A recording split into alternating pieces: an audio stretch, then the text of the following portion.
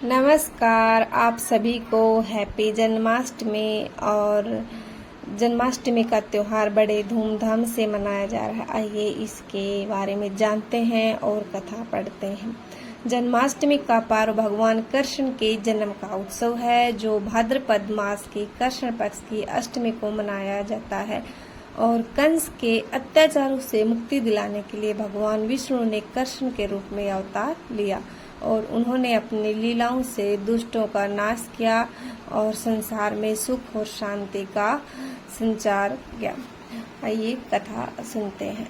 इंद्रदेव ने कहा, हे मुनि, श्रेष्ठ व्रतों में जो सबसे श्रेष्ठ व्रत हो, उत्तम व्रत आप मुझसे कहिए। नारद जी ने कहा, द्वापर युग में नीच कर्मों को करने वाला महापापी कंस नाम का एक दैत्य हुआ था। उस कंस की परम सुंदरी बहन देवकी का विवाह हुआ वासुदेव के साथ। वासुदेव तथा देवकी दोनों को उनके ससुराल छोड़ने कंस समय जा रहा था।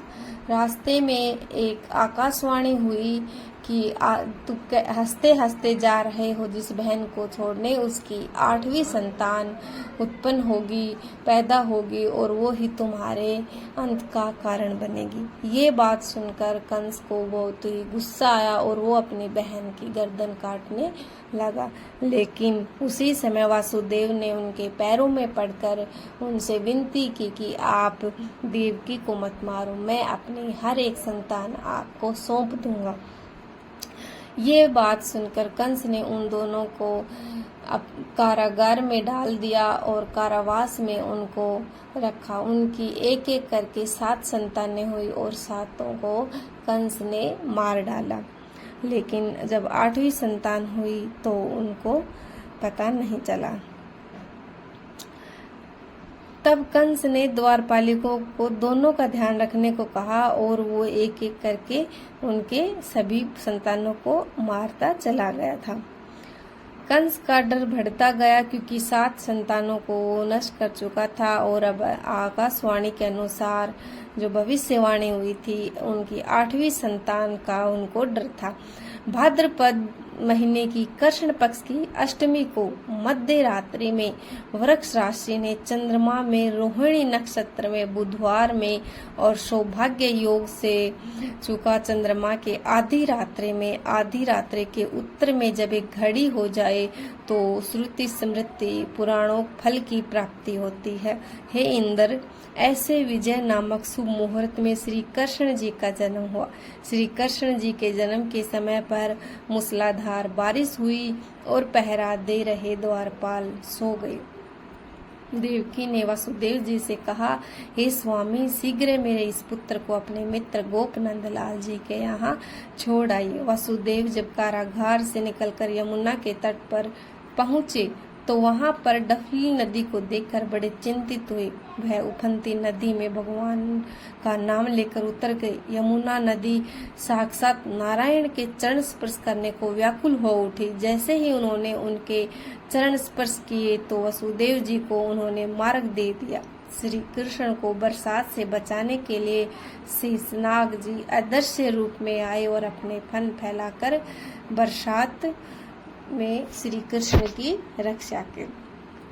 यमुना नदी को पार कर वासुदेव जी गोप नंदलाल जी के घर बालक को छोड़ आए और उनके घर से नवजात कन्या को ले आए और लाकर कंस को सौंप दी। देवकी ने रोते हुए कहा, भैया, यह तो कन्या है, इसे छोड़ दो। पर उस दुराचारी ने उस मासूम कन्या को चट्टान पर दे मारा। लेकिन उसको भयानक आवाज के साथ वह योग माया रूपी कन्या आकाश में उड़ गई और कंस को कहा कि तेरा काल अभी जीवित है, जो तेरा वध उचित समय आने पर करेगा। मेरा नाम वैष्णवी है और यह सारा जगत भगवान विष्णु की माया है, उन्हीं के हाथों तेरा मरण होगा। ऐसा कहकर वह स्वर्ग को चली गई। कंस ने भयवश पूतना राक्षसी को बुलाया और उसे श्री कृष्ण का वध करने को भेजा। उस राक्षसी ने अनेकों बालकों को अपना विषयुक्त स्तनपान करवाकर मार डाला।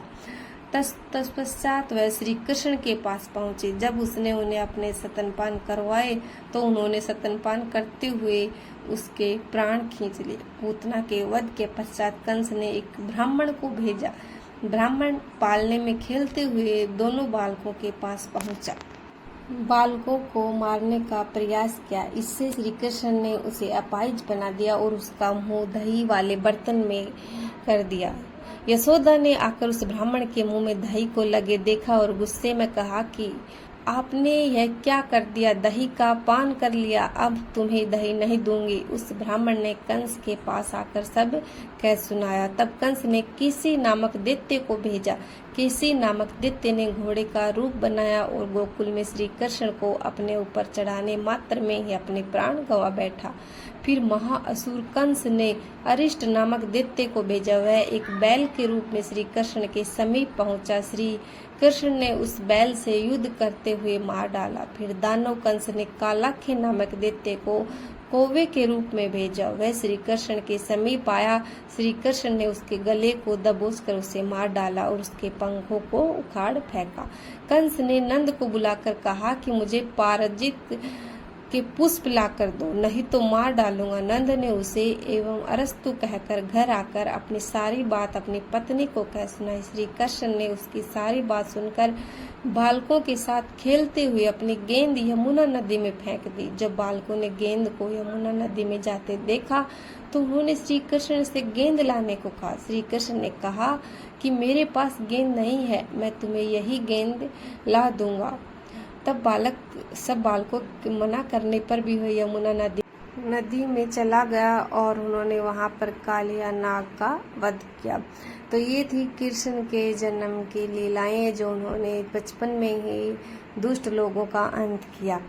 और अब सुनते हैं कि हम जन्माष्टमी पर कौन से मंत्र का उच्चारण करें कि हम अपने दिन भर जो फास्ट रखते हैं, व्रत रखते हैं और वो सफल हो सके। तो सबसे पहले तो हम इस मंत्र का उच्चारण जरूर करें कि ओम कृष्णाय वासुदेवाय हरे परमात्मने प्रणत क्लेशनाशाय गोविंदाय नमो नमः।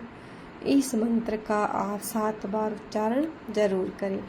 और जन्माष्टमी पर कुछ शक्तिशाली मंत्र हैं जिनको करने से आप और अधिक उन्नति और अपने स्वास्थ्य को बेहतर कर सकते हैं। ओम नमो भगवते वासुदेवाय।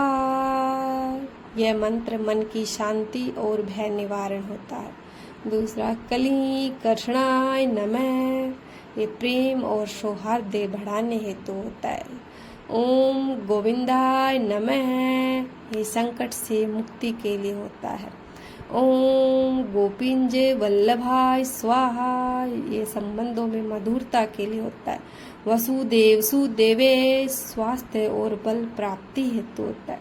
ओम हरि ओम तत्सत घर में सकारात्मक ऊर्जा के लिए होता है। तो आप इन मंत्रों का उच्चारण करिए, अपने आप को पॉजिटिव रखिए और अपने स्वास्थ्य और अपने घर में अच्छी वाइब के लिए मंत्र उच्चारण आप डेली करिए। तो जन्माष्टमी कथा कैसी लगी? आप सभी को फिर से हैप्पी जन्माष्टमी।